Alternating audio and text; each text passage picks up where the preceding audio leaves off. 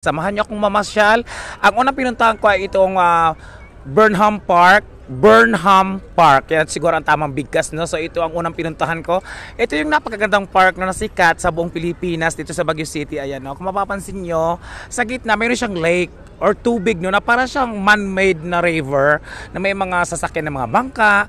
Ang halaga naman yan ay sa 30 minutos magbabayad ka ng 200 pesos. Ikaw o magsasagwan, may suot ka na life jacket. So yan naman ang doon sa may ilog. Dito naman sa park na ito, walang tigil ang pagdating ng mga tao. Sobrang dami. Ayan, may biglang bubulyom ang tao, tapos biglang mawawala.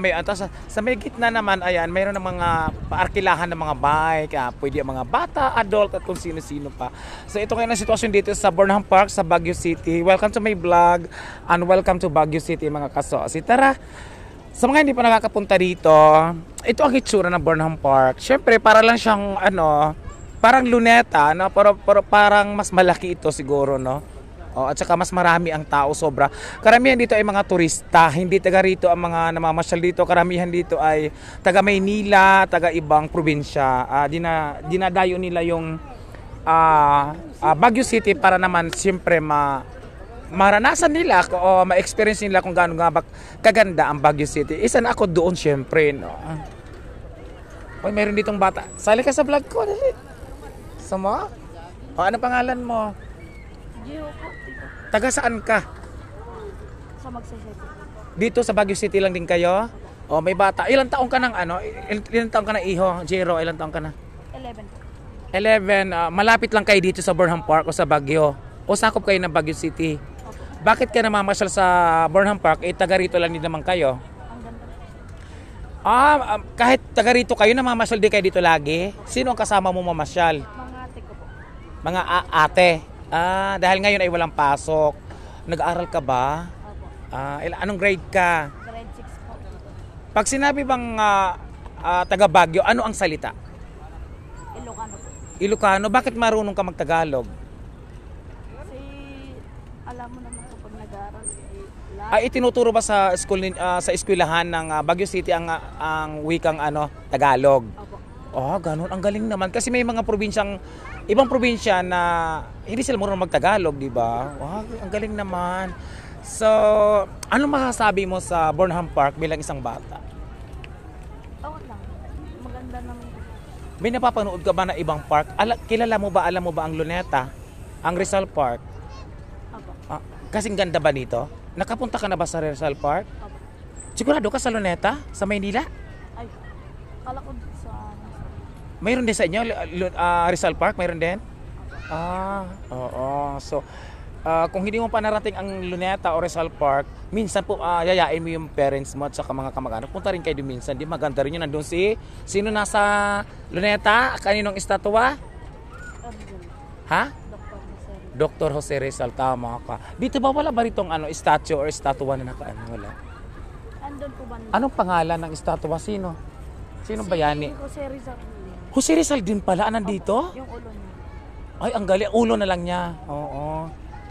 Sige, maraming salamat sa oras mo, ha? Oo, tapos i-follow mo ako sa page ko para mapanood mo, ha? Thank you. Thank you so much. So, ayan, may bata na-interview natin. Efrem Villegas. Villegas, 50,000 followers. Kasi marami ang Villegas Efrem, pero ang akin ay 50,000 followers, ha? Okay, sige, thank you. So, mga kasusi, no?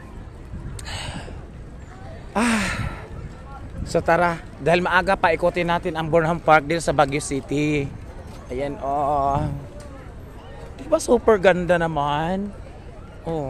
So sa mga hindi pa nakakarating, para din siyang Luneta.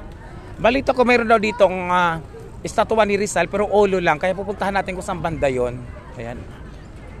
Ikutin natin.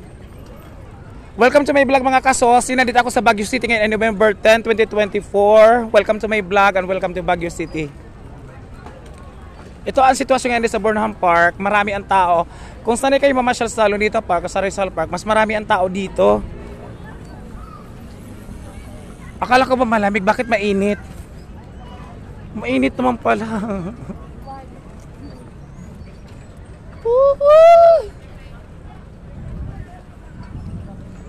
So, ikutin natin kasi malawak siya eh.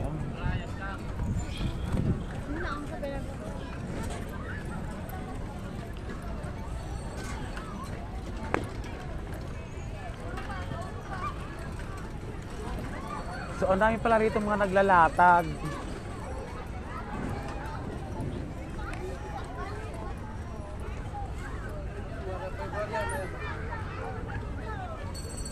Yan, ikot na tayo dito, banta. Hindi ko na makita yung sinasabing...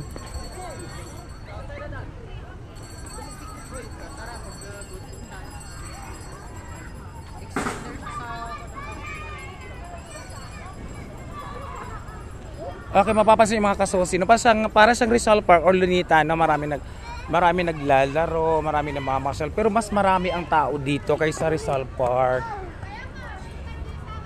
Ang lawak niya, mas malawak ito kaysa Rizal Park ng mga kasosi. At saka mas marami ang namamasyal. Ngayon ay araw ng Sabado, November 10, 2024. So kung ikukumpara natin sa Rizal Park, sa Lunita Park, mas malawak ito at saka mas marami ang tao. At saka yung mga makikita mo rito mga mukha eh, hindi halos Pilipino ang karamihan, para mga turista. So hanggang doon pala ito, napakalawak naman pala. Ayan oh, hanggang doon. Pagtawid mo, ibang ano naman yung area, no? Kinakain niya. Hi, welcome to my vlog. Hi.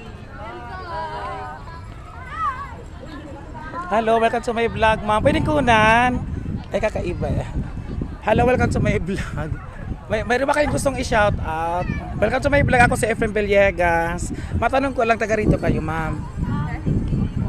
Para sa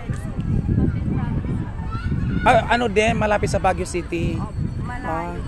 Ano ginagawa? Nag-aaral kayo dito? Nagtatrabaho, namamasyal? Nag-aaral ko sa malapit dito sa Baguio. Ay, hello. Ang gaganda nyo naman. So, welcome to Baguio City and welcome to my vlog. First time ko dito mag-vlog. First time ko rin sa Baguio City. Efren Villegas. Tapos ang